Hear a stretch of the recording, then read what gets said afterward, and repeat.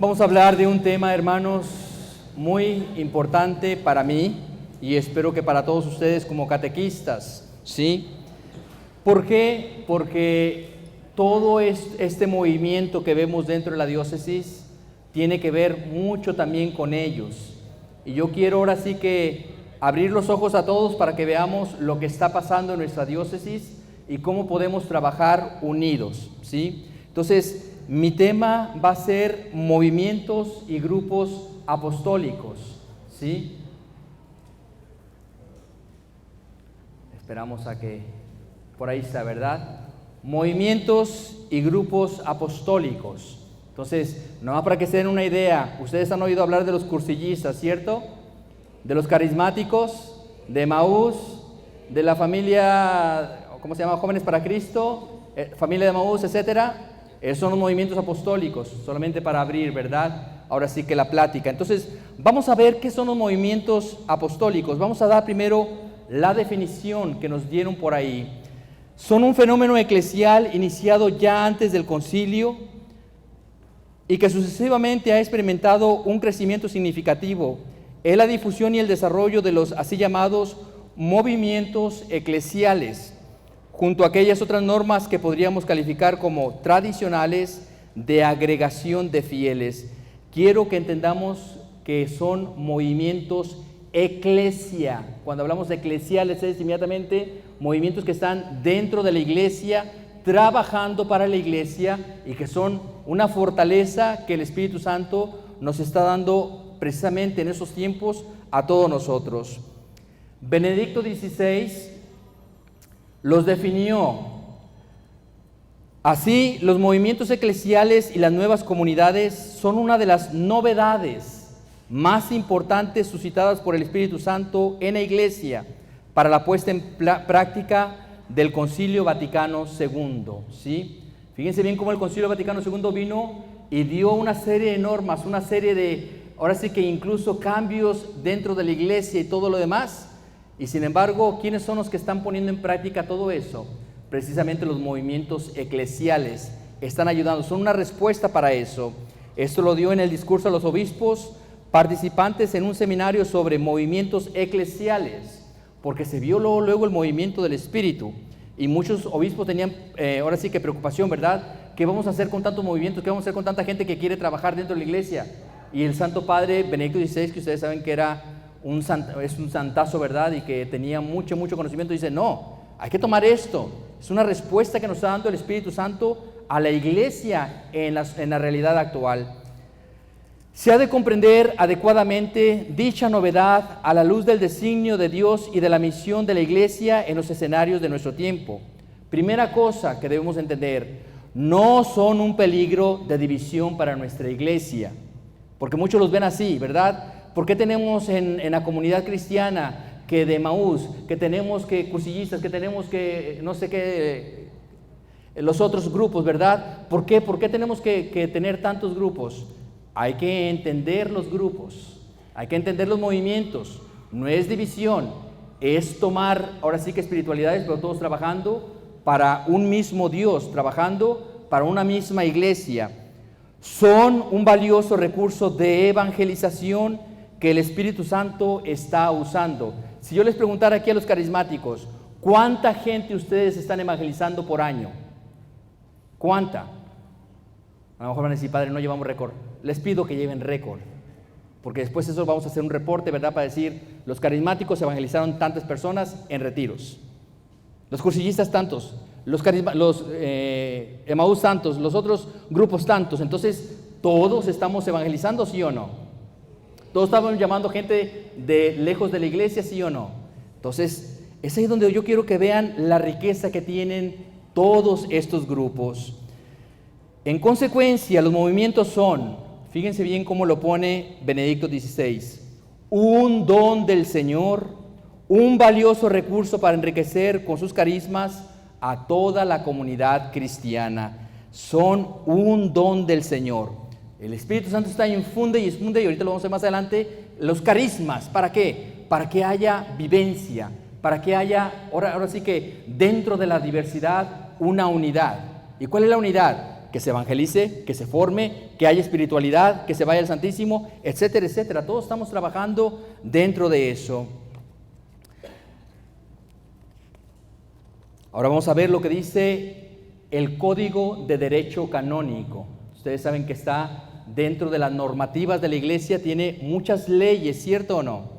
Entonces el derecho canónico nos presenta cómo la Iglesia está organizada y cómo se puede ahora sí que ir trabajando para que haya unidad, para que estemos trabajando dentro de la mentalidad de lo que es el depósito de la fe, de lo que es toda la eclesiología que hay dentro de nuestra Iglesia. Entonces vamos a ver lo que dice el derecho canónico. Dice, el Código de Derecho Canónico no trata de los movimientos de una forma específica, es decir, no dice movimientos apostólicos.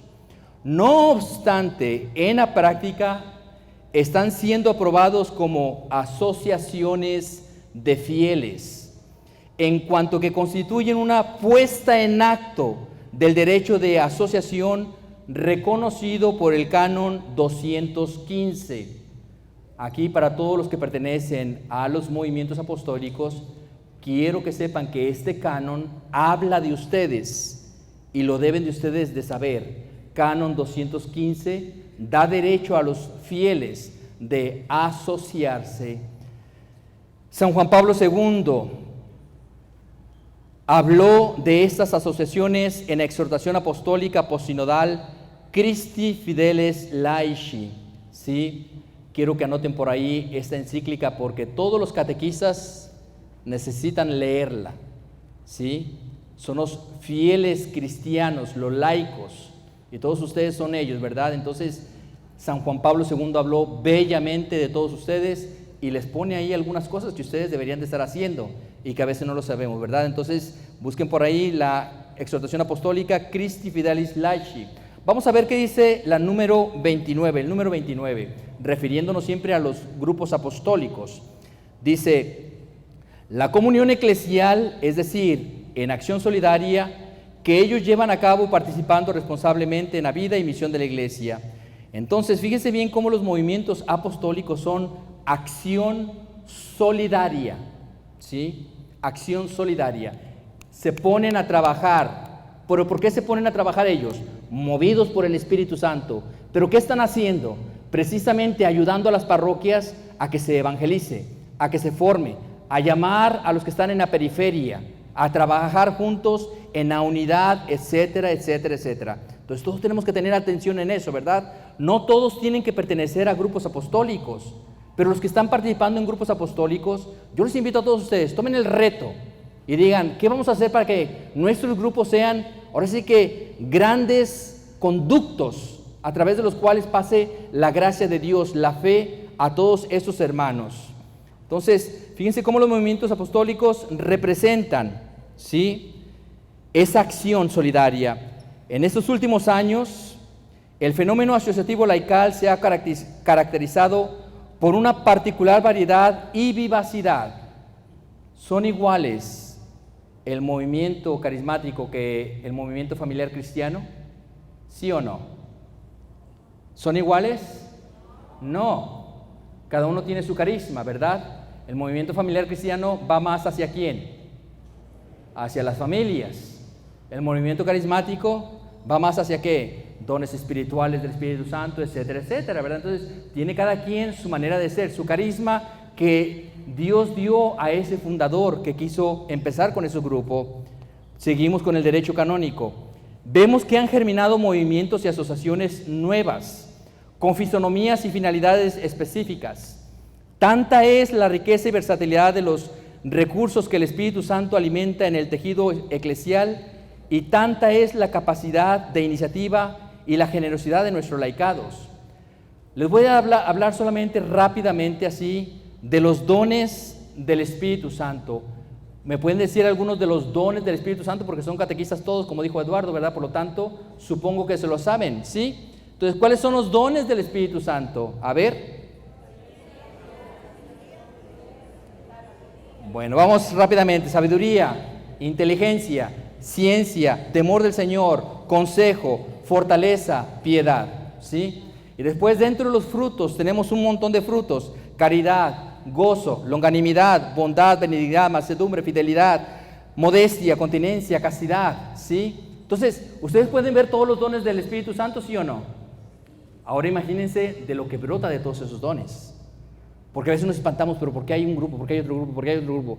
Porque la riqueza del Espíritu Santo es tremenda, tremenda, y va a hacer que suscite nuevas formas, pero nuevas formas que ayuden al Señor. Pero aquí vamos a estar hablando de eso, ¿verdad? Algunas características que tenemos que tener en cuenta, porque no se trata tan solo de estar haciendo grupos y grupos y grupos y grupos. Se trata de que estemos trabajando con los fines concretos que vamos a ver ahorita, ¿verdad? Entonces el derecho canónico sigue, dice, la de participar responsablemente en la misión que tiene la Iglesia de llevar a todos el Evangelio de Cristo como manantial de esperanza para el hombre y de renovación para la sociedad, ¿sí? Entonces, lo más maravilloso es que hay una profunda correlación de finalidad. Correlación de finalidad. Todos los grupos están trabajando de diferente manera según su, ¿cómo decirlo? Su carisma, ¿verdad? Pero llegamos a un mismo punto, ¿sí o no? Entonces, yo quiero que lleguemos todos a un mismo punto. Y la conclusión de mi presentación va a ser ahí. Ahí es donde quiero que lleguemos todos los grupos apostólicos. Vamos adelante, hermanos.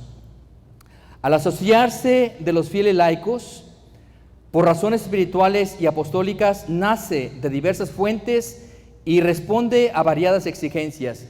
¿Cuáles son esas exigencias por las cuales nace la necesidad de hacer un grupo, o de que nazca, o que el Espíritu Santo influya, ahora sí, en alguna persona este carisma en especial?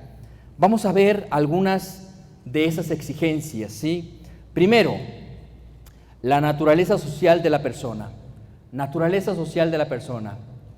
Si voy muy rápido, me disculpan, ¿verdad? Pero ahí está el email, ¿verdad? Para que el correo electrónico, para que ustedes manden un mensajito y digan, esta presentación me la mandas, por favor, ¿sí? Y con gusto ese material para repartir a todos, a todo mundo. Entonces, la naturaleza social de la persona.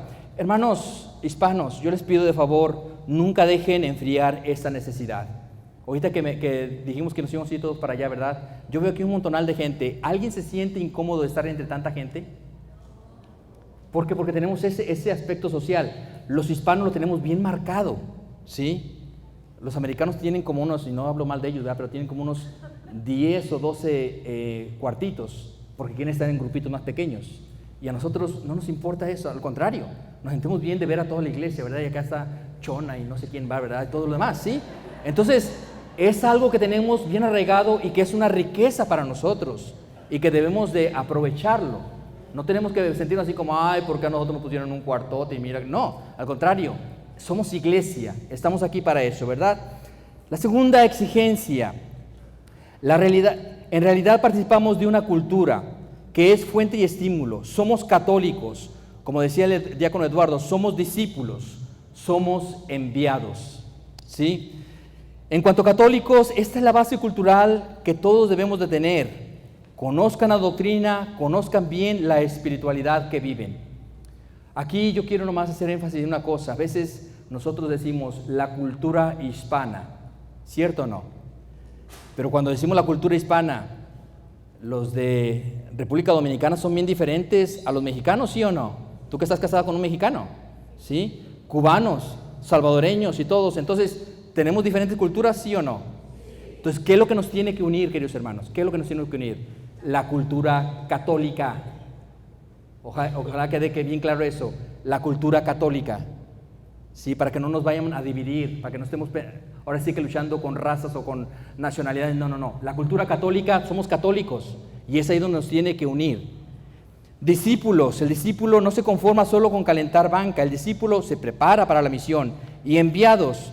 Hay mucha gente esperando el llamado, hay mucha gente esperando la invitación, pero nosotros tenemos que salir hacia ellos. Dentro de las exigencias, la número 3, un deseo de transformar nuestra sociedad, no solo a nivel personal o individual, sino como miembro de un movimiento o de un grupo. Entonces, transformación de la sociedad. ¿Podemos transformar la sociedad, sí o no? Claro que podemos. Cuando nosotros vamos ahí, a los trabajos, a las oficinas, a la escuela, al deporte, etcétera, etcétera, somos esos emisarios que Dios quiere que estemos ahí en medio de ellos. Y qué bonito es dar testimonio, ¿sí? Cuarto, expresa por otra parte, sobre todo en un mundo secularizado, es decir, sin Dios, las diversas formas asociadas para llevar una vida cristiana coherente con las exigencias del Evangelio y para comprometerse en una acción misionera y apostólica. Entonces, en este mundo que está dejando de creer en Dios, o que dice dejar de creer en Dios porque dejan al Dios verdadero y a veces van con otros dioses, ¿cierto o no? Entonces, nosotros somos los testigos para estas personas. Quinta, más allá de estos motivos, la razón profunda que justifica y exige la asociación de los fieles laicos es de orden teológico, es una razón eclesiológica.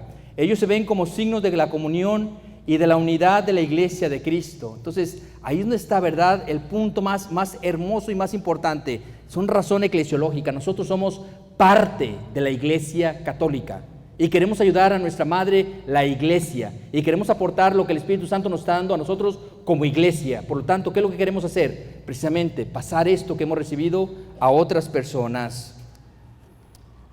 La siguiente exigencia, la número 6, expresa un derecho y debe reconocerse como la libertad de asociación de los fieles laicos en la iglesia.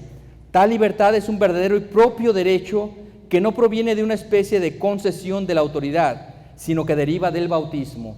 Ya del hecho de ser bautizados, laicos bautizados, nosotros tenemos el derecho de poder reunirnos, ¿sí? Yo me acuerdo una vez que un padre me comentaba, ya siendo vicario episcopal, me decía: padre, hay unos grupos que se llaman comunidades de base y yo quiero prohibirlos en mi parroquia. Y le digo: ¿por qué? Dice: porque se reúnen por allá en una casa y allá están orando y yo no sé ni qué están enseñando y todo lo demás.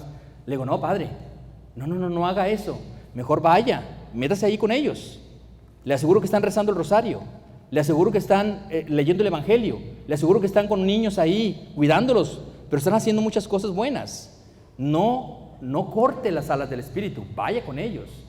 Y el padre ahora sí que se decidió a dejarlos, pero a veces no se entienden esos puntos, ¿verdad? Entonces, hay personas que han venido a decirme: pero padre, es que nos quieren prohibir esto, nos quieren prohibir el otro. Le digo: si ustedes están orando en casa, simplemente expliquen bien lo que están haciendo, no están haciendo nada malo. Yo no sé ustedes si pasó en sus familias, pero por ejemplo mi abuela, sí, que era la matriarca y que era una, voy a decirlo en palabras mexicanas, bien calzonuda, ¿verdad? Ella cada domingo nos hacía que teníamos que ir a misa y después leíamos el Evangelio porque quería ver si escuchábamos, ¿sí? Y nos reunía ahí a todos los nietos y hijos y todo lo demás. Entonces, esas cosas a mí se me quedan bien grabadas para decir: la asociación de fieles es bien importante y tenemos derecho a hacer esos grupos, ¿verdad? Vamos adelante porque no quiero que se quede así nada más en el aire. Vamos a profundizar más. La otra exigencia, el concilio es del todo claro a este respecto. Guardada, atención a esto, pongan atención grupos apostólicos, guardada la debida relación con la autoridad eclesiástica, los laicos tienen el derecho de fundar y dirigir asociaciones y de inscribirse en aquellas fundadas. Es un derecho que ustedes tienen, pero siempre guardar la debida obediencia a la autoridad. Acuérdense que en este caso, ¿a quién le debemos obediencia aquí en esta diócesis? ¿A quién? A nuestro obispo, ¿verdad? Entonces tenemos que estar bien atentos a nuestro obispo, y nuestro obispo puede decir en un momento dado: ¿sabes qué? Este grupo apostólico no lo quiero en mi diócesis, o no lo apruebo en mi diócesis, y tenemos que ser obedientes. Él es el que dirige, ¿sí? Pero no creo que el obispo nos vaya a decir no cuando hay riquezas en los grupos apostólicos. Nomás hay que presentar lo que tenemos. Ese es el punto. Exigencia número 8. El reciente código afirma textualmente: los fieles tienen derecho a fundar y dirigir libremente asociaciones para fines de caridad o piedad, o para fomentar la vocación cristiana en el mundo, y también a reunirse para procurar en común esos mismos fines. Entonces, seguimos hablando de ese derecho fundamental que nosotros tenemos como bautizados, ¿verdad? Entonces, es bien importante saber eso. Es un derecho que tenemos y podemos hacer. Se trata de una libertad reconocida y garantizada por la autoridad eclesiástica, y que debe ser ejercida siempre y solo en la comunión de la iglesia. Si un grupo empieza a irse por allá, a separarse, a alejarse de la iglesia y todo lo demás, han terminado muchos protestantes de esa manera, Siempre procuren estar bien conectados a las fuentes. No se les haga fácil alejarse. Al contrario, la comunión tenemos que trabajar siempre en eso. Vamos ahora a dar algunos criterios de eclesialidad para las asociaciones laicales. Estas vienen en el número 30 de Christi Fidelis Laici, ¿sí? Para las asociaciones laicales. Vamos a ver qué nos presenta por ahí estos criterios que nos da. Primer criterio. ¿Cuál es el primer criterio? El primado que se da a la vocación de cada cristiano a la santidad. Queridos hermanos, todo grupo apostólico debe llamar a todos a la santidad. Recuérdenlo una y otra vez. Todos nosotros estamos llamados a la santidad. ¿Cuál fue la regla suprema que nos dio Cristo nuestro Señor? Sean perfectos como el Padre Celestial es perfecto. Sí, nos la puso bien alta. ¿Quién puede ser perfecto como el Padre Celestial? Nadie, ¿verdad que no? Pero ¿qué es lo que nos quiere decir Cristo? Trabajen, luchen. Entonces todos los grupos apostólicos tenemos que estar atentos a eso. Está siendo mi grupo más y más familias santas, miembros santos. Tenemos que estar al pendiente de eso. Cada uno de estos movimientos apostólicos están llamados a ser instrumentos de santidad en la iglesia, favoreciendo y alentando una unidad más íntima entre la vida práctica y la fe de sus miembros. Santidad de los miembros es la meta, no solo actividad tras actividad, no solo, ahora sí que conferencista tras conferencista, no tan solo kermés tras kermés, no. Tenemos que pensar qué es lo que estamos haciendo para que nuestros miembros sean santos. Una señora por ahí en Salisbury me decía una vez, ¿verdad? Pero padre, usted habla mucho de la santidad, eso es imposible. Le digo, si no eres santa no vas a poder entrar al cielo. Padre, ¿y cómo le hago para ser santa? Le digo, pues precisamente, esfuérzate. Si tú no te dedicas a ser santo, si no te pones a trabajar en la santidad, cuidado. La santidad viene ciertamente de Dios, pero los méritos nuestros son los que tienen que estar trabajando continuamente, que Dios vea que hay intención de llegar a la santidad. ¿Sí? Vamos con los criterios. Segundo, la responsabilidad de confesar la fe católica. Hermanos, atención a esto. Es ahí donde está el punto que decía Eduardo Bernal. Es lo esencial de nosotros. Trabajemos en la formación. No demos basura a los que están ahí con nosotros. Tenemos que buscar cómo formar. La formación es esencial. Acogiendo y proclamando la verdad sobre Cristo, sobre la iglesia y sobre el hombre, en obediencia del magisterio de la iglesia que la interpreta auténticamente. Debe ser doctrina auténtica. Tenemos que ser bien celosos de eso. Yo les pido de favor, sean bien celosos de que lo que se está predicando sea algo bueno, algo que ayude, por favor, a todos los miembros de ese grupo. Seguimos con el tercer criterio. El testimonio de una comunidad firme y convencida en filial relación con el Papa, centro perpetuo y visible de la unidad de la Iglesia universal. Testimonio de una comunión firme, convencida. Vuelvo a repetir eso, ¿verdad? Tenemos que estar en unidad. En la pastoral en conjunto es bien hermosa. Podemos ser de diferentes espiritualidades, pero acuérdense que tenemos un vínculo común y tenemos que estar trabajando todos juntos. A mí no me gusta que nos estemos viendo o que nos estemos tirando pedradas, ¿verdad? Que yo le tiro a los carismáticos, aquellos me tiran a esto y el otro. No. Todos somos una unidad. ¿Todos somos hermanos, sí o no?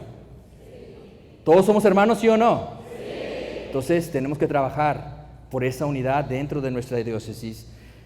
Con el obispo, principio y fundamento visible de unidad aquí en esta iglesia particular, y en la mutua estima entre todas las formas de apostolado en la iglesia. Otro criterio, ¿sí? El cuarto, la conformidad y la participación en el fin apostólico de la iglesia, que es la evangelización y santificación de los hombres. Es participación en el fin apostólico de la iglesia, evangelización y santificación de los hombres, porque primero hay que evangelizarlos, hay que llevarles el evangelio, ¿sí o no? Después de que viven el evangelio, de que lo entienden, de que eso y lo otro, entonces sí, ellos se comprometen, se hacen discípulos, siguen al Señor. La formación cristiana de su conciencia, de modo que consigan impregnar con el espíritu evangélico las diversas comunidades y ambientes. Seguimos con los criterios. El comprometerse en una presencia en la sociedad humana. Hay que hacer presencia en la comunidad humana. Aquí les voy a poner un pequeño cosa, ¿verdad? Que cuando llega Halloween, todo mundo, no al Halloween, no al Halloween, no esto, no, ¿verdad? ¿Cierto o no? Por ahí empiezan a poner en todos los Facebook, no al Halloween, no. Y yo digo, ok, no al Halloween. ¿Y qué estamos haciendo nosotros como cristianos? ¿Qué estamos haciendo? Porque los niños siguen pidiendo Halloween, ¿sí o no? Entonces, ¿cómo vamos a transformar eso? ¿Cómo vamos a transformar esa realidad? El Día de Muertos, no, que la Santa Muerte, que no, a ver, espérate, entiende bien a qué se refiere esto. ¿Cómo podemos meter esa tradición a tal manera que sea enseñanza? Nos están robando el Día de Todos los Santos, nos están robando el Día de los Muertos o el Día de los Difuntos, ¿sí? Entonces, ¿qué estamos haciendo para rescatar esto? Que la Navidad ya no es el Niño Dios, ahora es el Papá Noel, ¿verdad? Entonces, ¿qué estamos haciendo? ¿Quedándonos encerrados así, nomás criticando en el Facebook por todos lados? Es ahí donde viene comprometerse en una presencia en la sociedad humana, ¿sí? Es decir, ¿qué vamos a hacer para los niños? Vestirlos de santitos. Para las, ahora sí que comunidades mexicanas que quieran, ahora sí no vamos a pedir que en las parroquias pongan un altar de muertos y todo lo demás, pero en nuestras parroquias, en nuestra casa a lo mejor podemos hacer un altarcito por ahí para pedir por nuestros difuntos. ¿Estamos viendo por los difuntos, sí o no? En nuestras casas, un buen nacimiento que muestre lo que estamos haciendo. Entonces, no perder esas esencias, porque solamente nos hace fácil solamente estar criticando lo que los malos están haciendo, pero los buenos no estamos haciendo nada, somos buenos para nada, ¿verdad? Entonces, hay que ahora sí que despertar en eso, ¿sí? Ahora, queridos hermanos, vamos a los criterios fundamentales que han sido enumerados, se comprueban en los frutos concretos del movimiento apostólico. ¿Cuáles son los frutos concretos que acompañan la vida y las obras de las diversas formas asociadas? Vamos a ver algunos de esos frutos que van a mostrar que este grupo apostólico va funcionando. Atención, porque aquí tenemos de muchos grupos apostólicos, ¿eh? Entonces yo quiero que vayan viendo esos frutos a ver si lo están dando. Y no nomás digan, sí, ¿verdad? Sí, no. Analizarnos tremendamente, así como examen de conciencia. Primero, renovado gusto por la oración, la contemplación, la vida litúrgica y sacramental. Le voy a tirar una pedradita por ahí a los hombres de la familia de Maús, ¿sí? Dentro de poco tengo ahora sí que un retiro de silencio. Y así ya les mandé, hermanitos, los hombres, ¿verdad? No se están anotando. No hay ese gusto por la oración entonces. Y nomás estoy hablando de un grupo. Puedo echarle pedradas a los demás, ¿eh? Entonces, tiene que haber ese gusto por la oración, la contemplación, la vida litúrgica, la vida sacramental. Es decir, ir conociendo más y más. Como le vuelvo a decir, nuestra iglesia es rica en muchas cosas.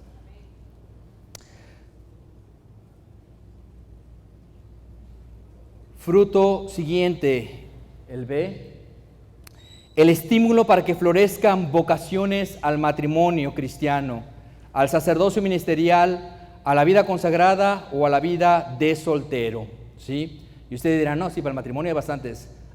¿Sí hay bastantes, hermanos? Ya todos se están nada más juntando. ¿Tenemos que trabajar en fortalecer eso, sí o no? Sí.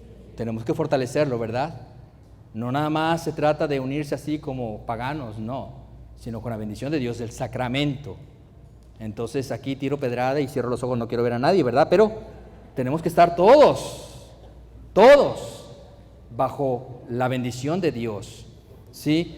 El sacerdocio ministerial, la vida consagrada, la vida de soltero son vocaciones hermosas. Dentro de los grupos apostólicos tenemos que trabajar con eso, tenemos que promover la santidad del matrimonio, promover la santidad de la vida sacerdotal, de la vida consagrada. El simple hecho de una persona decir, yo me quiero quedar soltero, pero quiero estar sirviendo en la iglesia, ¿es una vocación, sí o no? Aprobada por la iglesia, nada de andarle diciendo que cotorro, cotorra, no, nada de eso. Tenemos que respetar, Él decide de esa manera servir al Señor y lo va a servir, y lo va a hacer bien. Entonces las vocaciones, inciso C, la disponibilidad a participar en los programas y actividades de la iglesia, sea a nivel local, sea a nivel nacional o internacional. Disponibilidad, por ejemplo, cuando viene el Congreso Eucarístico, ¿todos ustedes escuchan cuando viene el Congreso, sí o no? Sí. ¿Promueven entre sus miembros? ¿Vamos todos juntos? Esta misma reunión de catequistas, ¿promovieron en sus grupos? Entonces, para que entiendan, ¿verdad? Ese punto es bien importante. A veces, por ejemplo, la reunión de familia que viene a nivel internacional, o ahorita que viene el movimiento de la Eucaristía, ¿sí? Que va a haber un congreso en el 2025 o 24, no me acuerdo. 24. Sí, en el 2024, donde se van a reunir ya de toda la nación, ¿verdad? Vamos a ir allá, etcétera, etcétera. Entonces, hay que ir viendo eso. ¿A qué nos llama el Señor? Todos estamos llamados no tan solo a mi grupito, no. Abre tu mente. Esto es abrir la mente. Miren, esta es nuestra iglesia.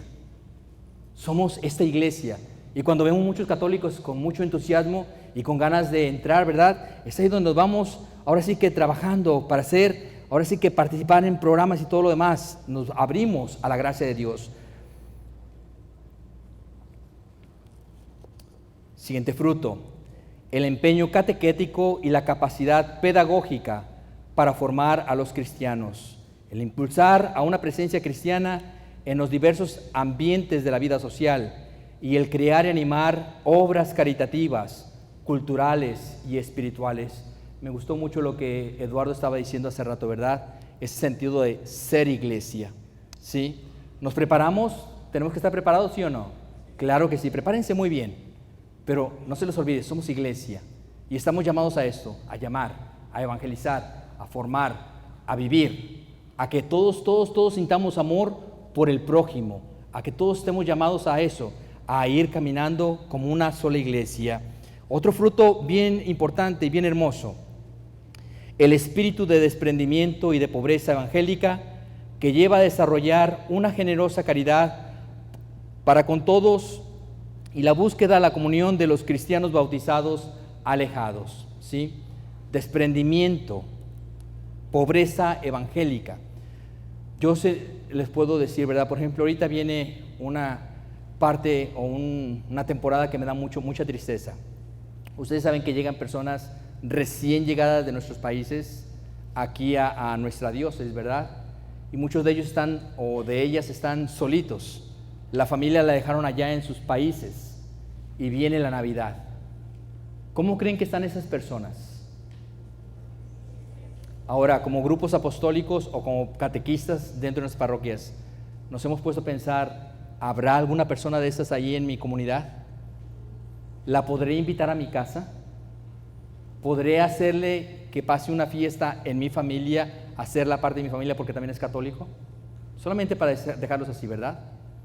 Yo sé que, por ejemplo, hay una persona con cáncer y luego todos, ¿verdad? Una kermés, vamos a ayudar y todo lo demás. Y qué bonito, ojalá que no quede eso.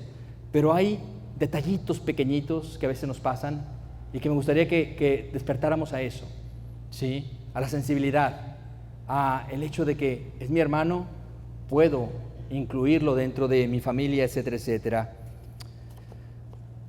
Vamos a la siguiente parte, bien importante también. Lo que espera nuestra diócesis de esos grupos evangélicos, de esos grupos apostólicos, ya iba a decir evangélicos, grupos apostólicos, ¿verdad? Movimientos apostólicos, ¿sí? ¿Ustedes han oído hablar la palabra pastoral en conjunto? ¿No? Cuando hablamos de pastoral en conjunto es de que estamos trabajando en varias obras dentro de la iglesia, pero todo lleva hacia un fin, ¿sí?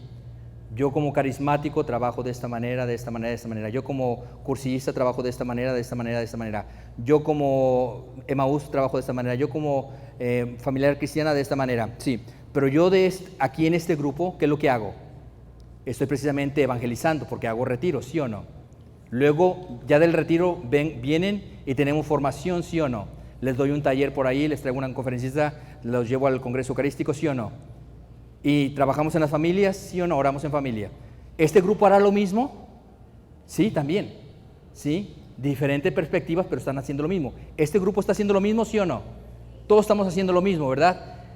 Cuando ya llegamos al punto, bueno, ¿y a dónde nos tiene que llevar todo eso? ¿A dónde nos vamos a unir? Y llegamos a la Santa Misa, todos. Y todos participamos de un mismo pan. Vamos a la adoración eucarística y todos estamos delante de ¿quién?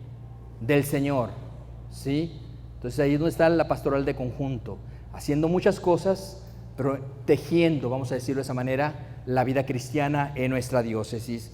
Llamados a ser parte de la diócesis con la debida aprobación diocesana y siguiendo las pólizas requeridas por nuestra diócesis.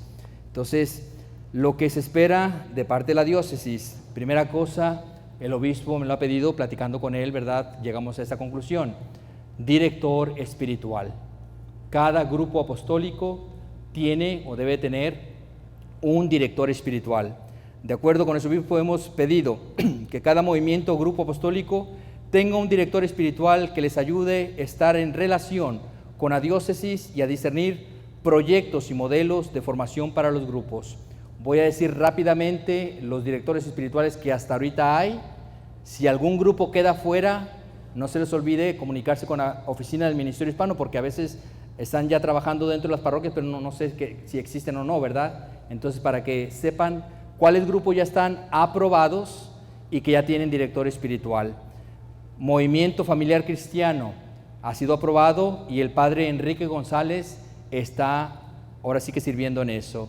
Jóvenes para Cristo ya está aprobado y el padre Camilo Cárdenas está.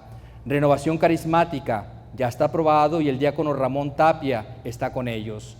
Cursillos ya está aprobado y el diácono Sigfrido de la Valle está con ellos. Movimientos Marianos ya está aprobado y el diácono Darío García está tratando de reunirlos a todos para trabajar juntos, ¿verdad? Como movimientos marianos. La familia de Maús ya está aprobado y yo soy el encargado de ellos. Apóstoles de la Palabra, padre Gabriel Carvajal está encargado de ello como director espiritual. Y los catecumenales, el padre Jean-Pierre Laposo está encargado de ellos. Hasta ahorita esos son los movimientos que ya han tenido conversación conmigo, que ya les hemos puesto director espiritual. ¿Y de qué se trata que tengan un director espiritual? Precisamente que haya, ¿verdad? Aunque ustedes son los que llevan los movimientos como laicos, pero que haya siempre esa conexión con nosotros para cualquier cosa que se les tenga que comunicar y sobre todo para ir viendo, ¿verdad? Que haya una dirección espiritual, por eso se llaman directores espirituales, una dirección espiritual que todos vayamos caminando por el mismo camino. Lo que la diócesis espera también, formación continua, ¿sí? Grupos apostólicos, necesitamos formación continua. Todo movimiento o grupo apostólico deberá de presentar a la oficina del Ministerio Hispano el plan de formación llevado por ellos. Si son parte de la catequesis de sus parroquias, deberán participar en los programas de certificación ofrecidos por la diócesis y estar al corriente con el programa Virtus, porque sucede esto, ¿verdad? De que son catequistas, vamos a decir, de niños o, ¿cómo se llama?, formación para parejas o preparación prebautismal, y me vienen con que no es que yo estoy en el grupo y acá estamos llevando formación. Eso es diferente, eso es lo que tú estás llevando continuamente. Pero, por ejemplo, el curso Virtus, que todos lo tienen, ¿verdad? Me imagino, ¿sí? Entonces, todos lo tenemos que llevar. Es algo diocesano, es un requerimiento diocesano. La aprobación como catequista son módulos. Los coordinadores diocesanos están supuestos a estar, ahora sí que certificando a todos los catequistas. Todos ustedes tienen que estar certificados. Todos. Es como, ahora sí que un mandato que ha puesto nuestro obispo para que todos sepamos, ¿verdad? Ahora sí que una misma doctrina, estemos todos en el mismo plano y estemos enseñando eso. Eso es aparte de lo que ustedes pueden hacer dentro de sus grupos, que me imagino que tienen bastante riqueza dentro de sus grupos. Lo que espera la diócesis, programa de actividades anuales. La buena planeación es parte esencial del buen funcionamiento de un grupo y de la persona en conjunto, de la pastoral en conjunto, perdón. Por eso la oficina del Ministerio Hispano pide que se presente anualmente este plan para poder nosotros ver los logros que el grupo está teniendo. Téngase en cuenta incluir en este plan los proyectos diocesanos, tales como el Congreso Eucarístico y el Día Catequético, para poder participar en ellos. Yo sí les pido como vicario episcopal del Ministerio Hispano, estas dos cosas, ¿sí? El Congreso Eucarístico y la catequesis este día, métanlo dentro de ese programa. Ya de todo lo demás ustedes me van a presentar, ¿verdad? Vamos a tener retiros tal fecha, vamos a tener un taller tal fecha, vamos a hacer esto tal fecha. Entonces, para nosotros tener un plan general del grupo apostólico y saber lo que están haciendo y se están realmente formando, ¿verdad? El siguiente, taller de formación. ¿Por qué lo estoy poniendo así como una parte de la póliza de nuestra diócesis? yo quiero, queridos hermanos, que todos, fíjense bien, todos los movimientos apostólicos den un taller por año. Ya si dan 2, 3, es cuestión de ustedes, pero al menos mandatorio es 1 por año. Puede ser de Sagrada Escritura, puede ser litúrgico, puede ser mariano, puede ser eclesiológico. Cualquier taller que ustedes crean que le conviene a su grupo, pueden darlo. Pero los líderes, pido a los directores espirituales, que sé que hay varios aquí, pido que haya ese taller y que nos lo hagan saber, porque yo sí necesito estar checando, ¿verdad? Que cada grupo apostólico tenga un taller para el crecimiento intelectual, espiritual de sus miembros. Bueno, vamos a la siguiente, es unidad en la diversidad, ¿sí? A nivel parroquial, procuren todos los grupos, atención a eso, todos los que estamos aquí, procuren todos los grupos apostólicos unirse en actividad misionera parroquial, dentro de la parroquia, dentro de ella. Eviten dividirse o tratar de tomar como grupo los ministerios que hay dentro de la parroquia. Por el contrario, tener en cuenta de que nuestra misión es hacer participar a todos los fieles. Por ahí me llegó la queja de un padre que de hecho prohibió a este grupo, ¿verdad?, en una parroquia. No voy a decir cuál parroquia, pero voy a decir la situación, ¿sí? Un grupo apostólico había tomado todos los ministerios de la parroquia, lectores, ministros extraordinarios, esto y el otro, todo, ¿sí? Porque ellos sentían que era responsabilidad de ellos y a lo mejor lo estaban haciendo con buena intención, pero si eras de otro grupo, no, tienes que ser primero de este grupo para poder incluirte, ¿sí? ¿Está bien eso, hermanos? ¿Muestra eclesialidad? ¿Muestra pastoral de conjunto? Entonces, no he hecho pedradas, ¿verdad? Sí, pero es bueno reflexionar eso. No puede pasar eso así, ¿sí? Cuando vamos a nuestra parroquia, nos quitamos la camisa de nuestros grupos. Todos somos parte de, voy a hacer una San Juan Newman, ¿verdad? Todos somos grupos de Santa María, todos somos grupos de el Sagrado Corazón, todos somos parte de la parroquia, ¿sí? Ya si tengo una espiritualidad, la vivo acá en mi grupo, trabajo en mi grupo, me formo en mi grupo para servir en la parroquia. Pero que no suceda eso, porque eso, lejos de crear algo bonito, crea muchos sinsabores, muchos pleitos y una división tremenda. ¿Queda claro, hermanos? ¿Sí? Me están grabando, al rato lo van a poder ver otra vez. A misa, entonces quedamos, todos vamos unidos. Nadie, ningún grupo apostólico tome protagonismo de los ministerios. Al contrario, vuelvo a repetir lo mismo, eso es bien bonito.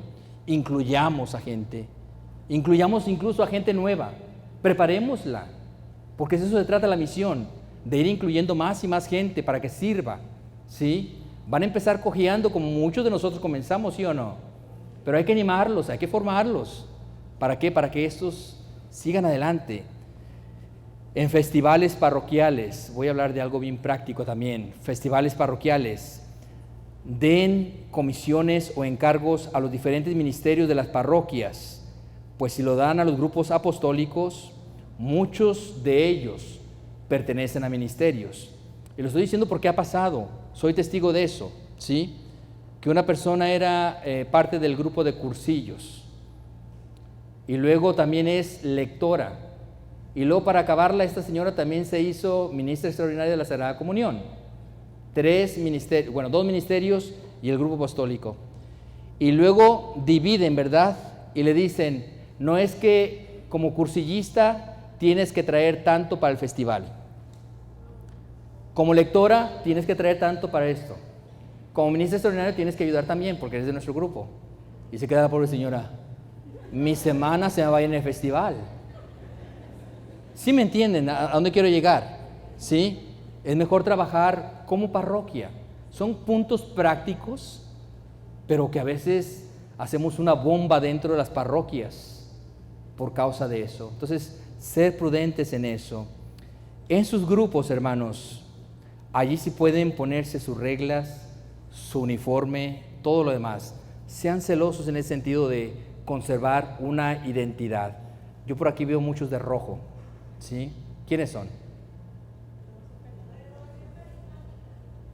Veo muchos de rosa, ¿quiénes son? Veo muchos de azul, ¿quiénes son? Veo muchos también por ahí. Entonces, ya van creando identidad. ¿Es malo eso? No es malo, en realidad no es malo. Pero vuelvo a repetir lo mismo, dentro de las parroquias, atención a esos detallitos, ¿sí? Y sobre todo, cuando veas cursillista o emausiano, lo que seas, a una de renovación, abrázalo. Abrázalo. ¿Es tu hermano, sí o no? ¿Estamos trabajando por la misma diócesis, sí o no? ¿Somos hermanos en el Señor, sí o no? Entonces, es ahí donde tenemos que llegar, de la diversidad, que es hermosa porque así lo quiere el Espíritu Santo, a la unidad, a la verdadera fraternidad. Entonces, tenemos que trabajar bien duro en eso. Nos falta mucho por trabajar. Siguiente, ¿sí? Lo que espera la diócesis. Participación en los programas diocesanos. Algunos de mis hermanos, ahora sí que coordinadores diocesanos, a veces me dicen, padre, pero es que puse las clases, pero nadie quiere participar, que porque tienen ahora sí que cosas en sus grupos, ¿sí? Entonces yo siempre les digo, analicen primeramente qué formación están recibiendo. Si están recibiendo la misma formación que ustedes están dando, pues entonces nomás es ponerse de acuerdo con ellos, ¿sí? Pero si ustedes están ahora sí que participando en otros niveles de catequesis y todo lo demás, y el hermano está ofreciendo, no sé, un curso o un taller, traten de participar. Yo lo que no quiero es que haya mentes cerradas, solamente mi grupo y ya, o el grupo mío es el mejor y ya, no. Tratemos de participar en todo lo que la Dios. ¿Por qué? Porque eso es para bien de ustedes. ¿Están sacando algo de este encuentro catequético, hermanos? ¿Les está ayudando al menos, aunque sea un poquito? Si se hubieran quedado solamente en sus grupos, ¿hubieran recibido toda esta información?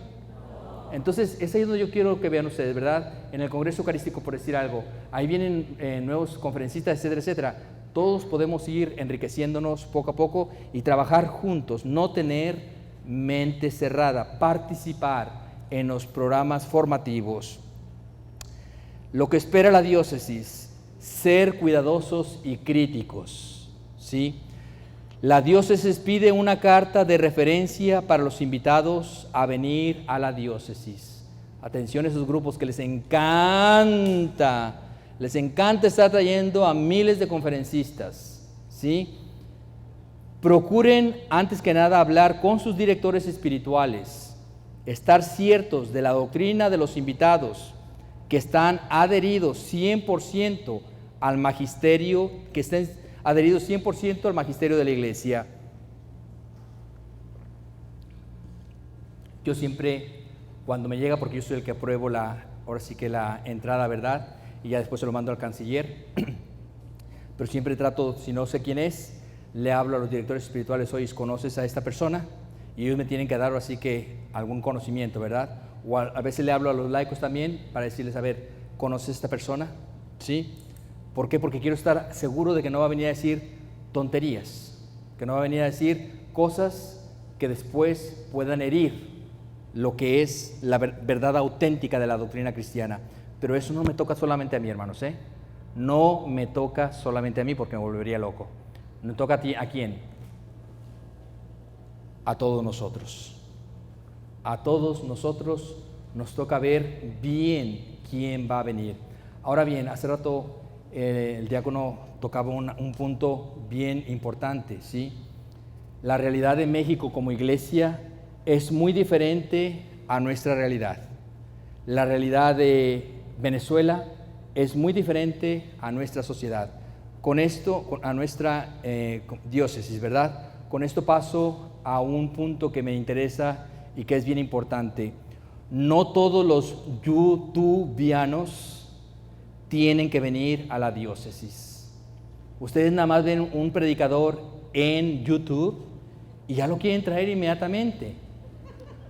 ¿Y qué es lo que pasa muchas veces? Les voy a poner un ejemplo bien sencillo que me van a entender inmediatamente. Por ahí me mandaron, lógico, en tiempos de Halloween siempre recibo muchas de esas cosas, ¿sí? Del Padre Toro, hablando del Día de los Muertos o el Día de los Fieles Difuntos en México. Para él, según esto, el Día de los Fieles Difuntos, o lo que hacemos de tradiciones, es solamente culto a la Santa Muerte, es solamente satanismo, eso es la mentalidad que él tiene como venezolano, ¿sí? Como venezolano. Pero cuando uno va a la realidad, a la raíz, por eso le pedí a César de poner un artículo dentro de Catholic News and Herald para explicar un poquito de cómo esa era una fiesta bien cristiana, o es una fiesta bien cristiana si no la queremos perder. Era el día de pedir por todos los difuntos, ir a la Santa Misa, rezar el rosario, poner Cristo, los santos y las fotos de nuestros difuntos ahí para rezar por ellos. Era ir al cementerio, ¿cierto o no? ¿Ha cambiado eso? Al menos para mi familia no. Y yo no lo quiero perder porque Padre Toro dijo que no lo hiciéramos. Entonces la realidad de él es completamente diferente. Quiero dar el nombre de un conferencista que no lo quiero ni en pintura aquí en la diócesis, ni me pidan, ahora sí que venga, Rafael Díaz.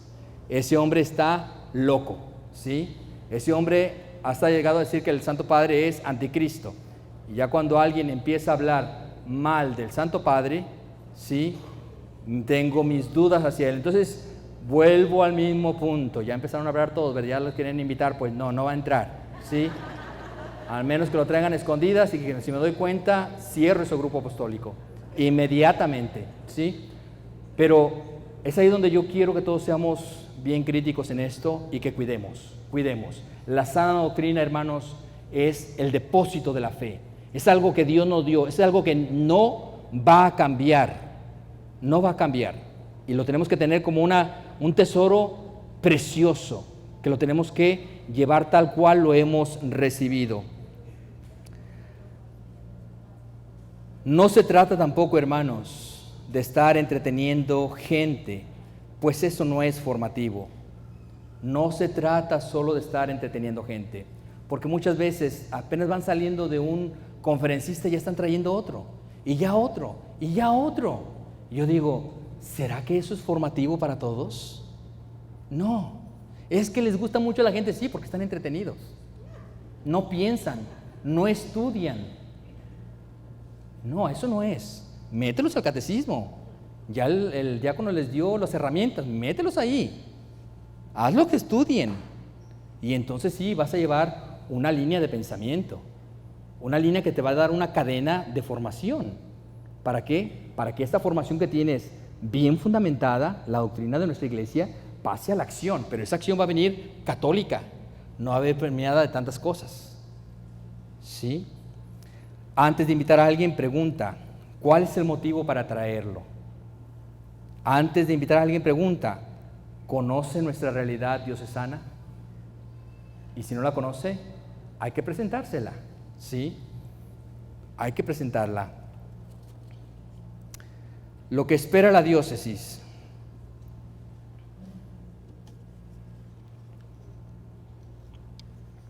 Cada miembro procure conocer sus estatutos y el fin del movimiento. Si eres de Renovación Carismática, si eres cursillista, si eres emausiano, si eres amigo de Jesús, si eres Movimiento Familiar Cristiano, mariano, todo lo demás, conoce. ¿Por qué te metiste a ese grupo? Porque muchas veces vamos al retiro, pero ¿qué es lo que pasa cuando vamos al retiro? Nomás recibimos el retiro, ya nos regresamos y se toman los miembros del grupo o los líderes del grupo para expresarle a esta persona de qué se trata. ¿Sí? Entonces, tenemos que enseñarles por qué estamos reunidos, cuál es nuestro fin. Y eso se va haciendo poco a poquito, a tal manera que ellos entiendan que es una espiritualidad que vivimos. Ahora bien, ¿por qué puse este punto aquí?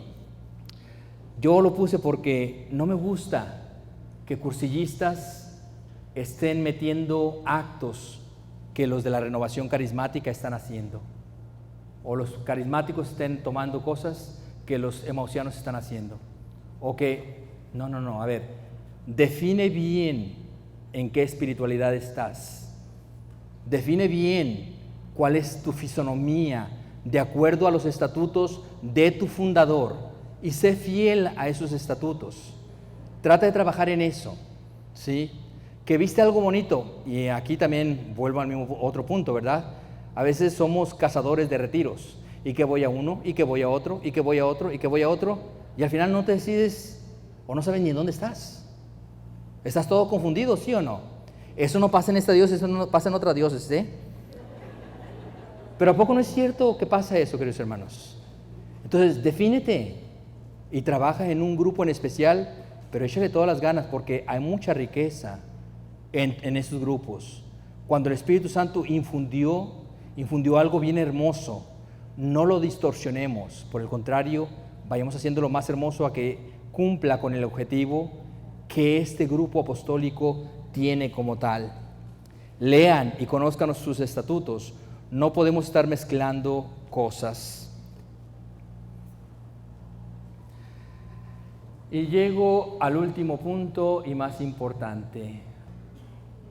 Todos los grupos apostólicos lleven a sus miembros a la adoración de la Sagrada Eucaristía.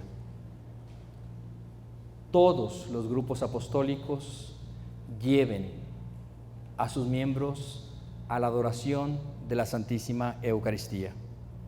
Si hacemos eso, hermanos, si llenamos las capillas de adoración, si nuestros miembros van a las parroquias y buscan el Santísimo, vamos a tener una unidad auténtica, original y como Dios quiere.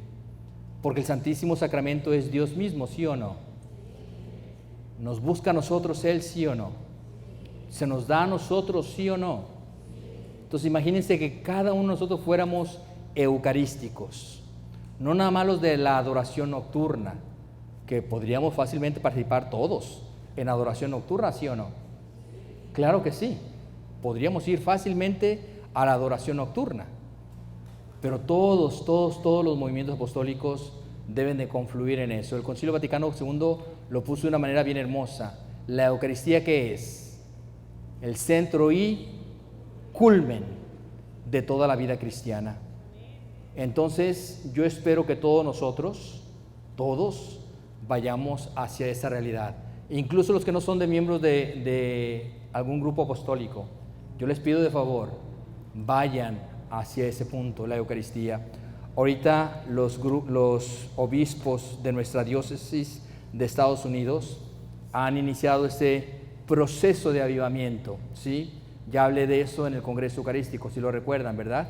¿Sí? Entonces, este año que viene tenemos que llenar nuestras parroquias, nuestros grupos apostólicos y todo de enseñanzas sobre la Eucaristía. De hecho, les pido a todos los grupos apostólicos que el taller que vayan a dirigir durante el año 2023 sea enfocado en la Eucaristía, porque de esa manera vamos a hacer que todos trabajemos, ¿para qué? Para que haya un conocimiento más profundo. Y dentro de este taller yo sí les voy a pedir a todos, preséntenles el Santísimo. ¿Todos ustedes saben lo que es el Santísimo? Porque a veces llegan y, ¿pero qué es el Santísimo? ¿Sí? Mucha gente no sabe. Entonces, tenemos que enseñar a todos quién es el Santísimo. En la Eucaristía, Dios presente allí.